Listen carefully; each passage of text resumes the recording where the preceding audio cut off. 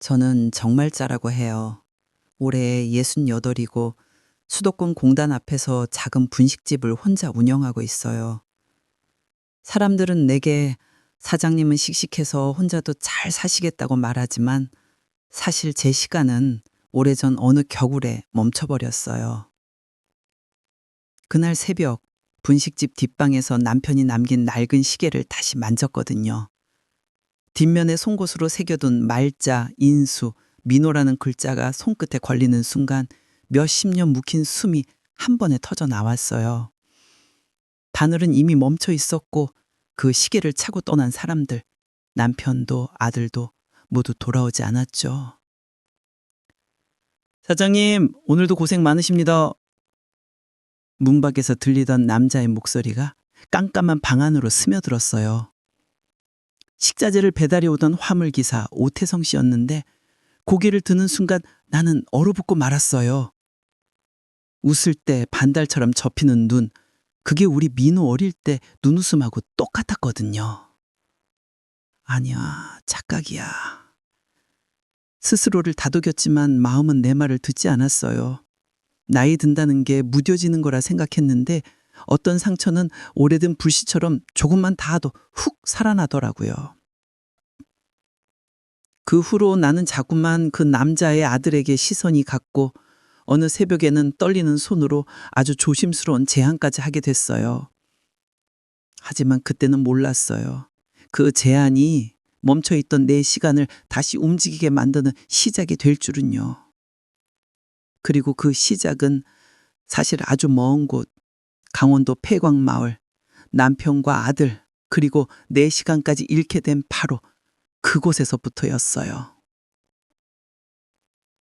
남편 인수와 처음 살던 집은 강원도 탄광촌의 낡은 사택이었어요. 벽지는 군데군데 들떠 있었고 겨울이면 창문 틈으로 바람이 스며들어 새벽마다 이불을 더 끌어당겨야 했죠. 그래도 그 집안은 늘 따뜻했어요. 인수가 퇴근하고 들어올 때마다 작업복에 묻은 석탄 냄새와 마당에서 끓이던 감자 삶는 냄새가 뒤섞이던 그 공기가 지금도 잊혀지질 않아요.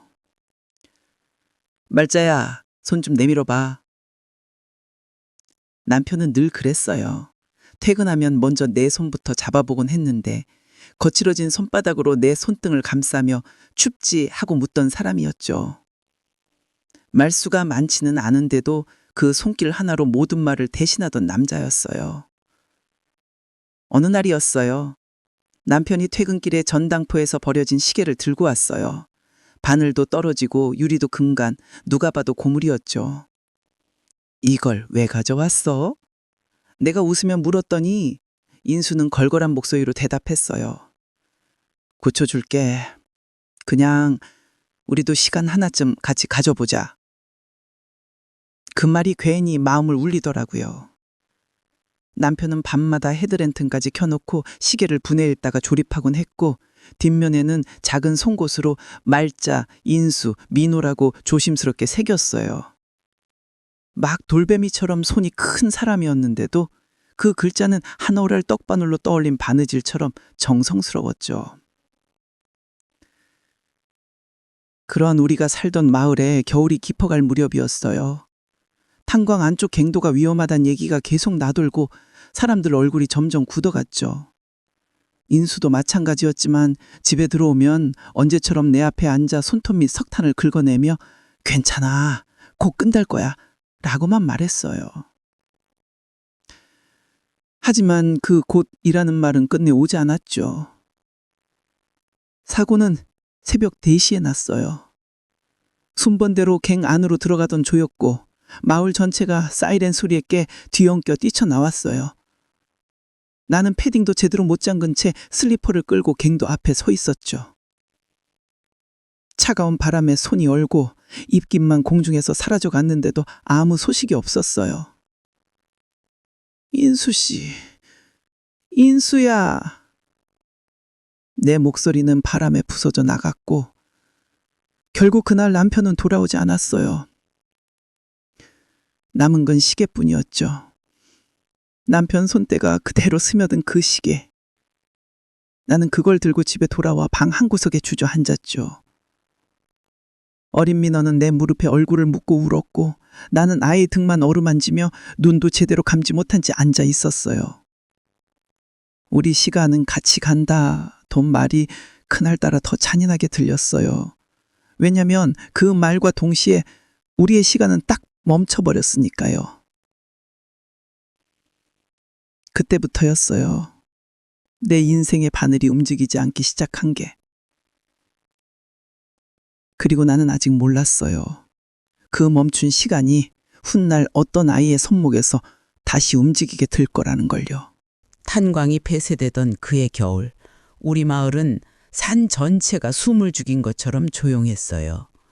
갱도가 무너진 뒤로는 일거리도 끊기고 버스도 하루 2번밖에 안 다녔죠. 남편을 잃고 얼마 지나지 않아 나는 냄비 하나만 달그락거리는 빈집에 앉아 멍하니 손을 녹이기만 했어요. 민호는 학교에서 돌아오면 늘 내 눈치를 보며 가만히 내 옆에 앉아 있었죠. 이러다 둘 다 말라 죽겠다. 그런 날들이 이어지던 어느 오후였어요. 대문을 두드리는 소리에 나가보니 말복 언니가 서 있었어요. 얼굴은 바람에 빨갛게 익고 손에는 고구마 몇 개가 들려 있었죠. 말번자야, 나오라니까? 여기 계속 있으면 사람 망가져. 말복 언니는 내 손을 잡아 끌며 허리까지 숙여 말했어요. 수도권 공단 앞에 분식집 자리가 하나 있다던데 괜찮다더라. 같이 가자. 나 혼자는 못해. 나는 선뜻 대답을 못했어요. 남편 옆에 틀어박혀 살아야 할 것만 같았고 떠나면 죄 짓는 것 같기도 했죠.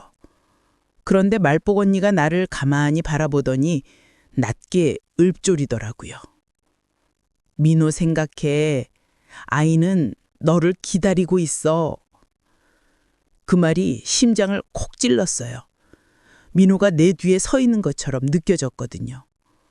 나는 결국 굳은 손으로 가방끈을 조용히 조였어요. 언니, 나 잘할 수 있을까? 할 수 있어. 너는 언제나 잘 해왔잖아. 그렇게 우리는 마을을 떠났고 공단 근처 허름한 자리에 공단 분식이라는 간판을 걸었어요. 간판은 철공소에서 버리려던 판을 얻어다 페인트로 칠한 거였고 첫날 메뉴도 오징어 볶음 하나뿐이었죠. 그래도 젊은 기사들이 기름 냄새 풍기는 작업복을 입고 들어오며 서정님, 따뜻한 국 좀 주세요 하고 말할 때마다 나는 손이 저릿할 정도로 국자를 꽉 쥐었어요. 살아있다는 느낌이 그제야 조금씩 났거든요. 민호는 학교 끝나면 분식집 뒷방에서 숙제를 했고 가끔 문틈으로 나를 보며 이렇게 말했어요. 엄마, 손 조심해. 그 말 한마디에 허리가 펴졌어요. 내가 다시 살아가는 이유가 분명해지는 느낌이었어요. 그렇게 몇 년 지나 민호가 교대에 합격했을 때 나는 분식집 주방에서 국자를 떨어뜨릴 정도로 놀랐어요. 말복 언니랑 부둥켜 안고 울었고 민호는 머리를 극적이며 쑥스러운 얼굴로 엄마 덕분이야 라고 말했죠. 하지만 기쁨은 잠깐이었어요. 등록금 얘기가 나오자 민호는 입술을 꼭 깨물었고 나는 은행 대출 창구까지 갔다가 돌아서는 일을 몇 번이나 반복했어요. 엄마, 빚은 내가 싫어. 민호가 그 말만 남기며 야간 아르바이트를 구해왔을 때 나는 젓가락질 하던 손이 덜덜 떨렸어요. 민호야, 그러지 말고.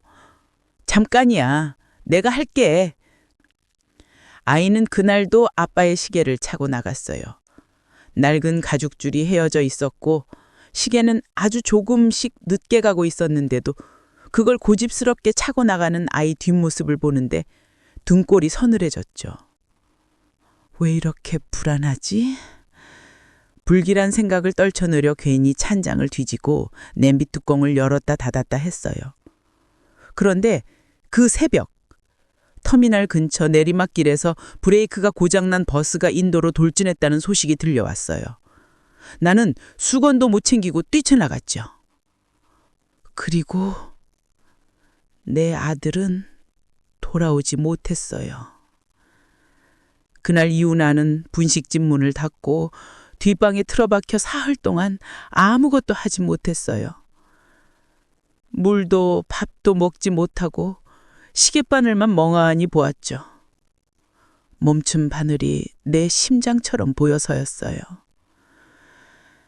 그렇게 세상과 등을 지고 있던 그 넷째 날 아침, 누군가 현관문을 마구 두드렸어요. 말복 언니였죠. 그 얼굴이 울다 지친 사람 얼굴이었어요. 그리고 언니가 입을 열었는데 그 말이 내 죽어가던 시간을 다시 끌어당기기 시작했어요. 민호가 원하던 엄마 모습이 이거야? 그 말을 듣는 순간 나는 제대로 숨도 못 쉬었어요. 그리고 그날 내 인생의 두 번째 인연이 움직이기 시작했죠. 말복 언니 손에 이끌려 병원에 다녀온 뒤 며칠 동안은 나는 마치 껍데기만 남은 사람처럼 분식집 안을 서성였어요. 문은 닫힌 지 오래고 싱크대는 그릇들이 말라붙어 있었죠. 가스레인지 위엔 마지막으로 끓였던 김치찌개가 딱딱하게 굳어 있었고 바닥에는 그동안 떨어뜨린 티슈가 구겨져 있었어요. 그 속에서 나는 아무 생각 없이 서 있다가 다시 앉았다가 하루가 그대로 사라지곤 했어요. 말복 언니는 매일 같은 시간에 와서 문을 두드렸어요. 말번자야, 문 좀 열어. 사람 좀 살자. 나는 대답 대신 조용히 걸쇠만 내려두고 언니가 작은 비닐봉지를 올려놓고 가는 걸 바라보기만 했죠. 따끈한 죽 냄새가 스멀스멀 올라오기도 했는데 나는 숟가락을 들지 못했어요. 그러던 어느 날 언니가 문을 쾅쾅 두드리더니 들어오자마자 장판 위에 앉아 버럭했어요. 이러다 너도 죽겠다. 그럼 민호는 이렇게 너도 민호 따라간다고 민호가 좋아하기라도 할 것 같아? 언니 목소리가 떨렸어요. 겉으론 화를 내는 것 같지만 그 말 밑엔 지독한 걱정이 깔려 있었죠. 나는 고개를 들지 못하고 시계만 움켜쥐었어요. 이것 좀 놔. 언니가 시계를 빼앗듯 잡아보더니 한숨을 길게 뱉었어요. 말자야, 너 민호한테 미안한 거 알아. 나도 알아. 근데 이건 아니야. 이거 내려놓고 이제 너라도 열심히 살아야지. 나는 고개를 흔들었어요. 이거 놓으면 나도 없어지는 것 같아서. 언니는 그 말을 듣고 잠시 눈을 감더니 아주 천천히 내 손등을 쓸어주며 조용히 말했어요. 그럼 내가 같이 들어줄게. 그 말에 입술이 떨려서 아무 소리도 낼 수 없었어요. 말복 언니는 그날 내 손을 꼭 잡고 분식집 문을 열었어요. 오랜만에 들이마신 바깥 공기는 너무 차가웠고 먼지 냄새에 목이 칵 걸렸어요. 이제 다시 시작하자. 언니는 그렇게 말하며 가스레인지 손잡이를 돌려 불을 붙였어요. 파란 불꽃이 훅 하고 올라오는데 나는 그 소리에 심장이 덜컥했어요. 불을 보는 것조차 무서울 만큼 나는 이미 많이 부서져 있었나 봐요. 며칠 후 말복 언니는 공장 쪽에서 삼각김밥 재고를 싸게 받아오는 계약을 이끌어 왔어요. 이것만 잘 돌리면 분식집 다시 살아난다. 라며 주방에 서서 김밥 재료를 분류하는 언니를 바라보는데 묘하게 가슴이 좀 따뜻해졌어요. 내가 아닌 누군가가 나를 대신해 뭔가를 움직이는 모습. 오랫동안 잊고 있던 안도의 감정이었죠. 처음 며칠은 겨우 장부나 쓰고 있었는데 어느 순간 손이 칼을 잡고 있더라고요. 도마에 닿는 칼끝 소리가 딱, 딱 울릴 때마다 어깨가 조금씩 펴졌어요. 살아야지, 살아야지. 속으로만 그렇게 짧게 되뇌었어요. 이상하게 사람들이 다시 들어오기 시작했어요. 삼각김밥이 싸고 든든하다는 소문이 공단에 퍼지면서 점심시간마다 줄이 길어졌고 젊은 기사들은 손에 기름때 묻힌 채 라면 국물을 훌훌 들이켰어요. 나는 그 모습을 보며 속으로 투덜댔죠. 라면은 조금 식혀 먹지 뜨거울 땐데. 그러면서도 김치통을 더 가까이 놔주고 물컵을 새 걸로 바꿔주곤 했어요. 그러던 어느 날 저녁 가게 정리를 하고 있는데 말복 언니가 뜨끈한 손구건을 내 손에 쥐어주며 말했어요. 말자야, 이제 겨우 사람 얼굴이 돌아왔다. 나는 씁쓸하게 웃었어요. 언니 덕에요. 나 혼자였으면. 혼자는 세상에 없다. 네가 그동안 누구한테 얼마나 베풀었는데. 그날 밤 불 꺼진 가게 안에 혼자 앉아 있었는데 이상하더라고요. 사람 웃음소리, 설거지 물소리, 국자 부딪히는 소리. 그 모든 소리가 내 가슴 어딘가를 조금씩 다시 데우는 느낌이었어요. 그러다 문득 문 앞에 놓인 식재료 납품 전단지가 눈에 들어왔어요. 그 위에 적힌 이름 하나가 이상하게 마음에 걸렸죠. 신규 거래처 담당자, 오태성, 화물. 나는 그 이름을 손가락으로 천천히 짚어 내려가며 숨을 들여 마셨어요. 왜인지 모르게 그 이름에서 아주 긴 시간이 움직이는 소리가 들린 것 같았거든요. 그리고 나는 그때 몰랐어요. 그 사람과의 인연이 내 인생을 완전히 휘덮게 될 줄은. 오태성 씨는 처음 우리 분식집 문을 연 건 바람이 유난히 거친던 날 오후였어요. 작업복 위에 형광조끼를 걸치고 한쪽 어깨를 살짝 굽힌 채 들어오더라고요. 마치 온몸이 고단하다고 소리 없이 말하는 사람 같았어요. 문 안으로 들어오자마자 모자를 벗더니 머리를 한번 쓸어 넘기는 순간 나는 그대로 얼어붙었어요. 웃음이 번질 때 접히는 눈. 그게 민호 어릴 때 눈웃음하고 너무 닮았거든요. 그 사람은 능청스럽게 웃으며 말했어요. 서장님, 저 오늘부터 납품 들어옵니다. 잘 부탁드립니다. 나는 손에 들고 있던 장갑을 괜히 꼭 쥐었어요. 예, 고생 많으세요. 목소리가 자꾸 떨려서 내가 아니라 다른 사람 입에서 나온 것 같았죠. 그날 이후 태성 씨는 거의 매일 아침 일찍부터 들어왔어요. 사장님, 잠은 좀 주무셨습니까? 같은 말들을 건네며 늘 지친 얼굴인데도 묘하게 사람을 웃게 만드는 투였죠. 나는 처음엔 그저 형식적으로 대답했어요. 뭐, 그냥 그렇죠.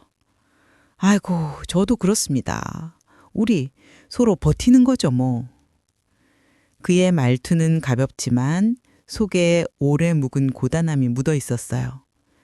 계단 위로 상자를 올리느라 어깨를 잔뜩 움츠린 모습, 겨울 끝자락 찬바람에 손등이 트고 갈라져 있는 모습, 그런 것들이 자꾸만 마음 한구석을 건드렸어요. 그러던 어느 날 아침이었어요. 김치찌개를 막 끓이던 참인데 태성 씨가 문을 벌컥 열더니 숨을 몰아쉬며 상자를 내려놓는 거예요. 사장님, 오늘은 좀 늦었습니다. 죄송합니다. 멀려, 괜찮아요. 사실 요즘 애가 고2인데 좀 말썽이 많아서요. 이사 다니고 전학 다니고, 아휴. 그 말에 나는 국자를 잡은 손이 순간 멈췄어요. 애가 혼자예요? 예, 전처 쪽에서 문제가 좀 있어서 아이가 저를 따르질 않아서 고생입니다. 아이가 아빠를 따르지 못한다는 말이 마음 깊은 곳을 툭 건드렸어요. 민호도 아빠 없이 자라서 어른의 등을 늘 멀리서만 바라봤던 아이였거든요. 그래도 밥은 잘 챙겨 먹여야 하는데 챙겨 먹이려 해도 잘 안 먹습니다. 말도 안 하고 저도 잘 모르겠어요. 태성 씨가 고개를 숙인 채 손을 비비고 있었는데 순간 마음이 쿵 내려앉았어요. 마치 오래전 탄건 앞에서 울먹이며 내 손을 붙잡던 남편의 모습이 스쳤거든요. 왜 이렇게 겹쳐 보이지? 그날 저녁 분식집 불을 끄고 앉아 있는데 자꾸만 한 문장만 맴돌았어요. 그 애는 밥을 안 먹는다. 그 말이 묘하게 신경을 긁었어요. 밥을 거르는 아이는 금방 티가 나거든요. 아랫배가 꺼지고 어깨가 말리고 눈빛이 흐리고. 나는 민호의 어릴 적 모습들을 떠올리며 괜히 재료를 다시 손질하고 있었죠. 이틀 뒤였어요. 비가 추적 내리는 아침, 태성 씨가 젖은 작업복을 털며 들어왔어요. 사장님, 혹시... 그가 말끝을 맺지 못하고 땅만 보길래 나는 수건을 먼저 건넸어요. 천천히 말해요. 제가 지방 현장에 장기 투입될 것 같습니다.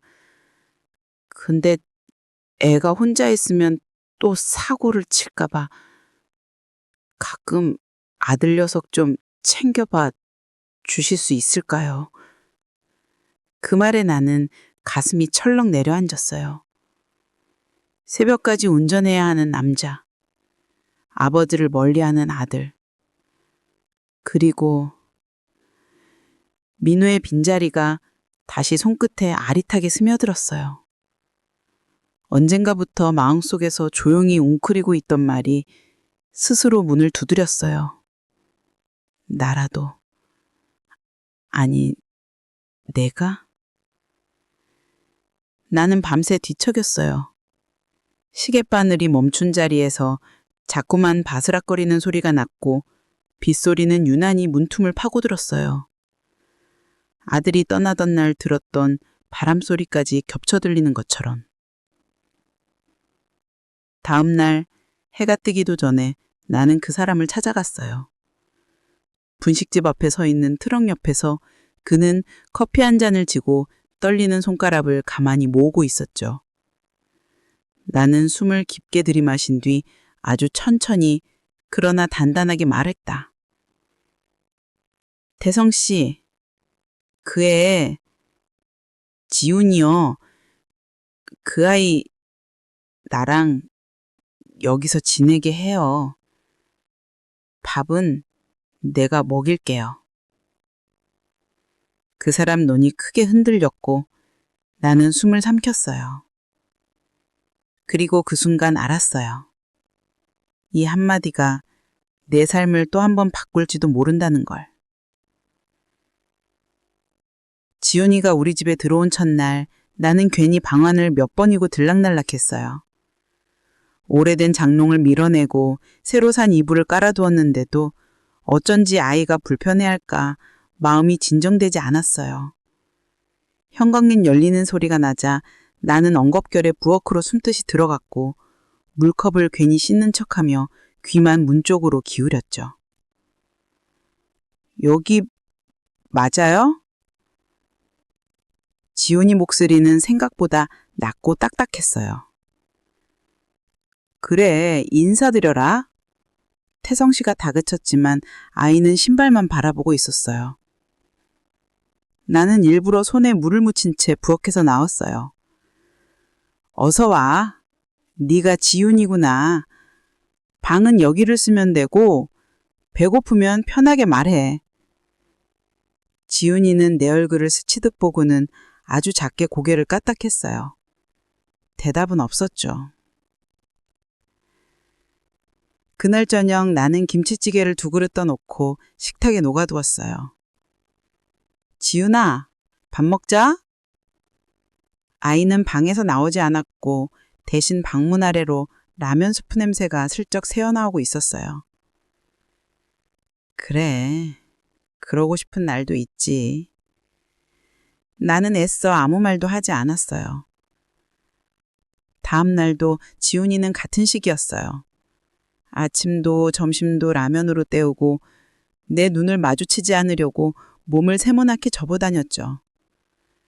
빨래 바구니를 내놨으면 좋겠다고 말하고 싶었지만 아이가 문을 닫아버릴까 싶어서 입을 다물었어요. 그러다 셋째 날이었어요. 나는 일부러 내 밥 한 그릇만 차려놓고 마루에서 조용히 떠먹고 있었어요. 뜨거운 김이 코끝으로 번지자 뱃속이 조금 허전해졌고 숟가락 부딪히는 소리가 유난히 크게 들렸어요. 이 소리라도 들리겠지. 지훈이 방 문틈 아래로 그림자가 살짝 움직이는 게 보였어요. 잠시 후 아주 작은 목소리가 들렸어요. 할머니, 나는 손에 들린 숟가락을 허공에서 굳혀버렸어요. 아니, 아줌마, 저도 밥 주실 수 있으세요? 아이의 얼굴은 배고픔과 어색함이 뒤섞인 표정이었고 나는 대답 대신 그릇 하나를 천천히 밀어줬어요. 그날 이후 지훈이는 조금씩 내 쪽으로 다가오기 시작했어요. 찢어진 교복 소매를 기워주겠다고 돋보기를 썼더니 아이가 피식 웃었고 나는 그 웃음에 괜히 손이 바늘에서 미끄러졌어요. 아줌마, 그렇게 하면 손 다치잖아요. 괜찮아. 너 옷은 내가 책임질게. 말을 하고 나니 오래전 민호 교복 바느질 하던 내 손이 떠올라 아주 잠시 숨이 막혔어요. 하지만 시간이 흐를수록 지훈이는 말이 조금씩 늘고 내 옆에 앉아 귤을 까먹기도 했어요. 어느 날 아이 손등에 멍이 옅게 퍼져 있는 게 보였어요. 나는 묻고 싶었지만 대신 귤 한 조각만 조용히 건넸습니다. 묻는다고 다 아는 건 아니니까. 그러던 어느 날 태성 씨가 분식집 문을 벌컥 열고 들어왔어요. 얼굴은 잔뜩 굳어 있었고 작업복엔 흙먼지가 잔뜩 묻어 있었죠. 사장님, 지훈이 말인데요. 그가 말을 흐리자 내 심장이 덜컥했어요. 왜요? 무슨 일 있어요? 애가 오늘 학교에서 싸웠답니다. 애엄마 쪽에서도 연락이 왔고 일이 좀 복잡해졌어요. 태정 씨는 의자에 앉아 머리를 감싸진 채 숨을 몰아쉬었어요. 제가 재혼 얘기를 꺼냈거든요. 지훈이한테. 그게 그렇게 상처가 될 줄은. 나는 말없이 그의 앞에 따뜻한 물컵을 놓아두었어요. 방 안에서는 지훈이의 작은 훌쩍임이 간신히 들려왔어요. 그 소리가 가슴 깊숙한 데를 후벼 팠어요. 민호가 어릴 때 집 앞에서 넘어져 울다 내 품으로 달려오던 소리와 너무 비슷해서. 그날 밤 나는 문틈 사이로 지훈이 그림자를 보며 조용히 혼잣말을 했어요. 이 아이 놔두면 더 부서지겠는데. 그리고 다음날 아침 태성 씨가 진지한 얼굴로 말했어요. 사정님, 저 지훈이를 데리고 내려가야 할 것 같습니다. 재혼도 그렇고 애도 더 이상 여기 있으면. 나는 그 말을 끝까지 듣지 못했어요. 손끝에 시계 차가운 금속감이 스쳤거든요. 남편과 민호의 시간이 묵묵히 나를 바라보는 듯 했어요. 그리고 그 순간 나는 아주 조용하지만 단단한 목소리로 말을 끊었어요. 태성 씨, 애 데려가면 지훈이 다시는 못 일어날 수도 있어요. 그가 고개를 들며 굳어진 표정으로 나를 바라봤고 그 순간 우리 셋의 시간이 또 한 번 크게 흔들리기 시작했어요. 태성 씨가 내 앞에서 굳어있던 아침, 가게 안 공기는 유난히 무거웠어요. 냄비에서 김이 올라오고 있었는데도 찬 기운이 발목까지 차오르는 것 같았죠. 나는 손에 들고 있던 행주를 조용히 접으며 말을 이었어요. 지훈이 지금 데려가면 더 무너져요. 지금은 밥도 겨우 먹고 잠도 겨우 자는데. 태성 씨는 두 손으로 얼굴을 감싸며 고개를 저었어요. 저도 알아요. 근데 저도 살 길을 찾아야 하고 재혼 얘기도 이미 나와서 애가 저를 어떻게 볼지 모르겠어요. 목소리가 기운이 하나도 없는데 눈 주위는 붉게 보여 있더라고요. 그 순간 지훈이 방문이 살짝 열렸어요. 잠깐의 침묵 후에 지훈이가 먼저 입을 열었어요. 나 안 갈 거야. 아이는 아버지 쪽으로 한 발 다가섰다가 다시 내 쪽으로 몸을 틀어서 있었어요.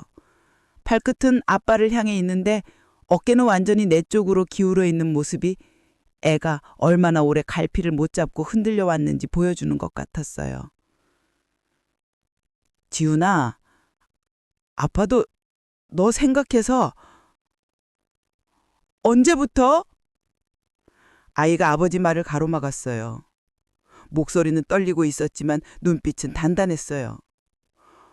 언제부터 나 생각했어? 엄마랑 싸울 때? 나 두고 집 나갔을 때? 재혼 얘기하면서 나더러 알아서 적응하라고 했을 때? 태성 씨가 대답을 못하고 입술만 달싹거리더라고요.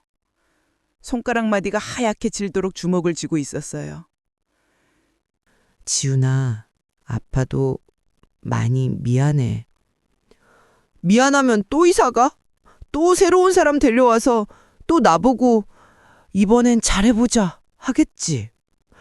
아빠, 나 더 이상 이사 다니기 싫어.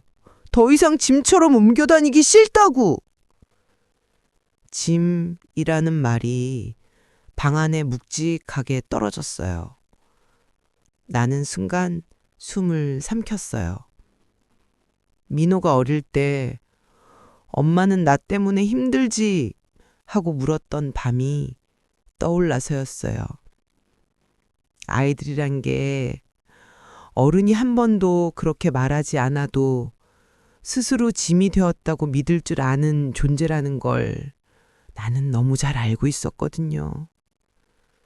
나는 조용히 의자를 끌어다 두 사람 사이에 앉았어요. 지훈아, 태성씨.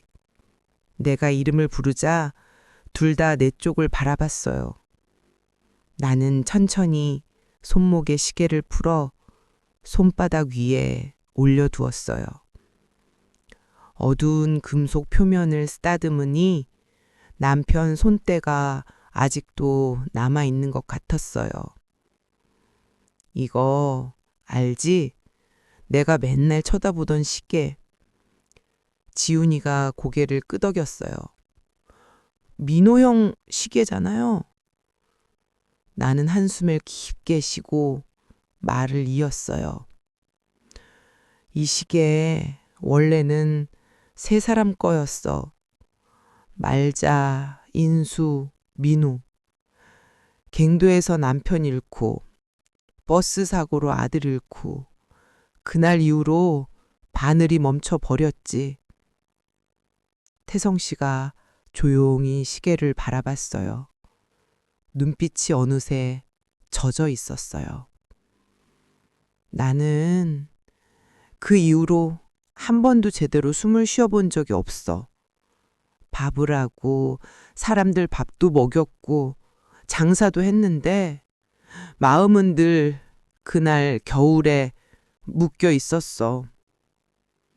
말자 언니가 문을 박차고 들어와 민호가 원하던 엄마 모습이 이거야! 라고 소리치던 날. 그때 겨우 몸만 일으켰지. 속은 여전히 내 남편, 내 아들 무덤가에 있었죠. 나는 시계를 꼭 쥔 손을 풀어 천천히 지훈이 쪽으로 내밀었어요. 지훈아, 너는 아직 늦지 않았으면 좋겠다. 아빠를 미워하는 마음도 이해되고 떠밀린 느낌도 알겠어. 근데 네 인생의 시간이 이렇게 멈춰 있으면 안 되잖아. 아이는 아무 말 없이 시계를 바라보고 있었어요. 입술은 잔뜩 말라 있었고 목젖이 천천히 위아래로 움직였어요. 태성 씨가 그제서야 낮은 목소리로 말했다. 나 재혼 얘기 꺼내면서도 사실 겁났다. 지훈이가 또 나를 미워할까봐. 그래도 그냥 어른들 문제 해결하다 보면 애는 따라오겠지 싶었어. 그게 제일 큰 잘못이었죠. 나는 그 말을 듣고 조용히 고개를 끄덕였어요. 맞아요, 태성 씨. 그건 잘못이죠. 근데 잘못했다고 깨달았으면 거기서부터 다시 시작할 수 있어요. 애도 어른도. 지훈이가 나와 아버지를 번갈아 쳐다봤어요. 눈가에 맺힌 눈물이 커졌다가 그대로 뚝 떨어졌어요. 아줌마, 나 그냥 여기서 살면 안 돼요? 아빠랑은 안 보겠다는 게 아니라 그냥 여기서 시작하면 안 돼요? 그 말에 태성 씨가 얼굴을 가리듯 두 손으로 눈을 감췄어요.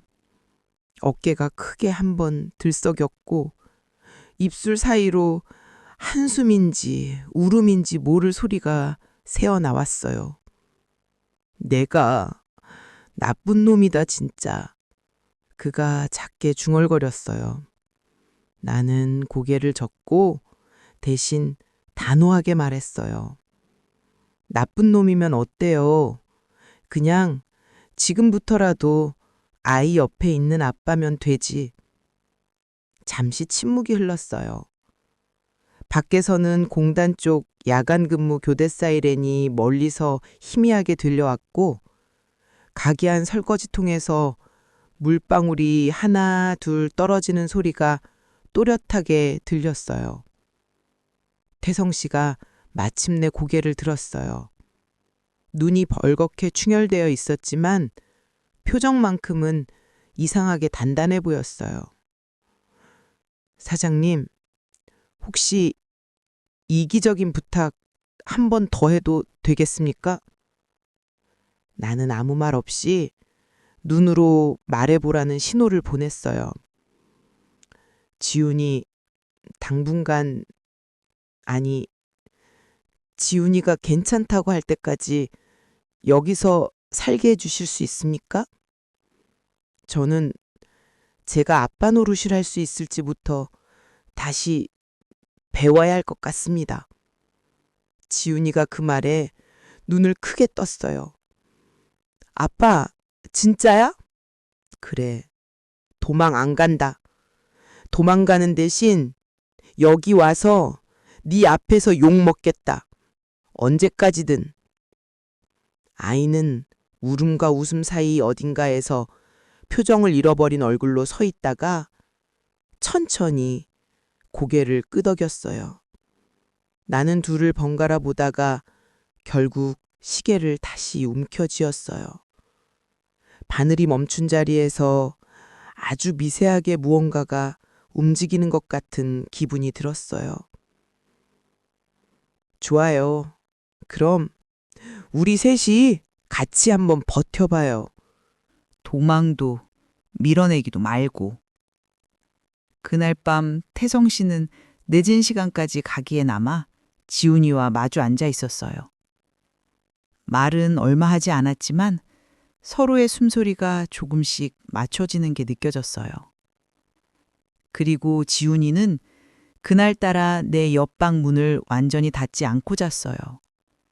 문이 아주 조금 열려 있어서 아이의 고른 숨소리가 내 방까지 들려왔어요. 나는 그 소리를 들으며 혼잣말로 중얼거렸어요.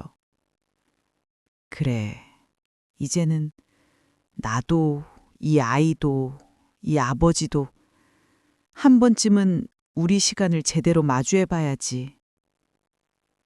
강원도 폐광마을로 가는 버스 안 창밖 풍경은 오래전 내 청춘을 통째로 집어삼켰던 그 길 그대로였어요. 산등성이마다 빛바랜 흙빛이 내려앉아 있었고 굽이치는 도로 옆으로는 사용하지 않는 선로가 녹슨 채 누워 있었죠. 아줌마, 여기 다 아줌마 살던 데예요? 지훈이가 창밖을 보면서 조심스럽게 물었어요. 너 태어나기도 훨씬 전부터 나는 여기저 살았지. 말은 그렇게 했지만 사실 마음 한편에선 다시는 오지 말았어야 하나 싶기도 했어요. 버스가 갱도 입구가 있던 쪽으로 방향을 틀자 오래된 흙먼지 냄새가 코끝을 건드렸거든요. 버스에서 내려 마을 쪽으로 걸어가니 예전에 살던 사택들은 거의 허물어져 있었어요. 지붕은 내려앉고 창틀은 사가 있었고 집집마다 남겨진 플라스틱 양동이랑 낡은 장독만 빗둘게 서 있더라고요. 바람이 지붕 사이를 휙 지나가며 마른 흙을 끌어올릴 때마다 나는 몇십 년 전 겨울로 몸이 그대로 끌려가는 기분이었어요. 여기서 민호 형이 자랐어요? 지훈이가 묻자 나는 조용히 고개를 끄덕였어요. 그래, 여기서 눈밭에서도 뛰어놀고 여기서 울기도 많이 울었지. 우리는 무너진 갱도 입구를 지나 작은 언덕으로 향했어요. 발 밑에서는 자갈이 사각사각 소리를 냈고 바람은 매서웠지만 이상하게도 숨이 조금씩 튀는 것 같았어요. 언덕 위엔 작고 소박한 묘 2개가 나란히 서 있었어요. 남편 인수, 아들 민호. 비문 위로는 낙엽이 몇 장 떨어져 붙어 있었죠. 나는 먼저 무릎을 꿇고 풀잎을 쓸어냈어요. 손가락에 차가운 흙이 묻어나왔지만 이상하게 손끝이 따뜻했어요. 인수 씨, 민호야. 입안에서 이름이 굴러나오자 목이 한 번 더 메었어요. 우리 집 둘째 아들이랑 같이 왔어. 지훈이는 나를 흘끔 보더니 어색하게 서 있다가 조심스럽게 허리를 숙였어요. 안녕하세요. 저는 오지훈이라고 합니다. 아줌마랑, 아니, 정자야, 엄마 친구분과 같이 살고 있어요. 마지막 말에서 혀가 꼬여 아이가 얼굴을 붉혔고 나는 그 모습이 어쩐지 애틋해 입가가 살짝 떨렸어요. 잠시 침묵이 흘렀어요. 산새 소리, 바람에 부딪히는 나뭇가지 소리, 멀리서 똑딱거리며 돌던 옛 갱도 경고등의 잔상이 귀 안에서 어른거렸죠. 나는 조심스럽게 주머니에서 시계를 꺼냈어요. 낡은 가죽줄에 달아 없어진 부분, 뒷면에 송곳으로 새겨진 말자, 인수, 민호 라는 글자. 이거 원래는 우리 3사람 거였어. 내 목소리가 바람 속으로 조금씩 흩어졌어요. 너 태어나기 전에 이 동네에서 광부였던 인수 아저씨가 주워와서 밤마다 고쳐서 나 준 거야. 우리 시간은 같이 간다고 하면서. 지훈이가 말없이 시계를 바라보더니 아주 작은 목소리로 물었어요. 근데 왜 멈췄어요? 나는 웃음인지 한숨인지 모를 숨을 내쉬었어요. 이 사람 둘이 나보다 먼저 가버려서. 그날 이후로 내 마음이 이 언덕에 묶여 있었거든. 나는 시계를 한 번도 꼭 쥐었다가 천천히 아이 손목을 잡았어요. 지훈이 손목은 생각보다 훨씬 가늘었어요. 얼마나 긴 시간 혼자서 버텼는지 피부 아래로 긴장이 고스란히 느껴졌어요. 지훈아, 내가 부르자 아이가 눈을 들었어요. 바람에 눈가가 조금 붉어져 있고 거기에 비친 내 모습도 조금 흔들리고 있었죠. 이제 이건 네 거야. 나는 시계를 그의 손목에 채워줬어요. 딸깍 하는 소리가 나면서 멈춰있던 무언가가 내 안에서 같이 움직이는 것 같았어요. 우리도 함께 가는 시간 좀 가질래? 아이의 목젖이 한번 크게 움직였어요. 눈동자에 언덕과 하늘과 묘석과 그리고 내가 뒤섞여 비치고 있었어요. 지훈이는 조금 떨리는 손으로 시계 유리를 쓸어내리더니 입술을 깨물며 아주 조용히 입을 열었어요. 나는 숨을 멈추고 기다렸어요. 엄마라고. 아이 목소리가 거기서 탁 막혔어요. 내 쪽을 보는 눈이 흔들리고 있었고 얼굴은 울음과 부끄러움, 두려움이 뒤섞인 표정이었어요. 엄마라고 불러도 돼요? 그 한마디가 언덕이 공기를 완전히 바꿔버렸어요. 남편 이름, 아들 이름만 불러오던 이 자리에 처음으로 엄마라는 말이 살아있는 목소리로 울려 퍼진 거였지요. 나는 대답을 하려는데 입이 떨어지지 않았어요. 눈앞이 순식간에 흐려지고 가슴 한쪽에서 오래 잠가둔 무언가가 쿵 하고 열리는 소리가 들리는 것만 같았거든요.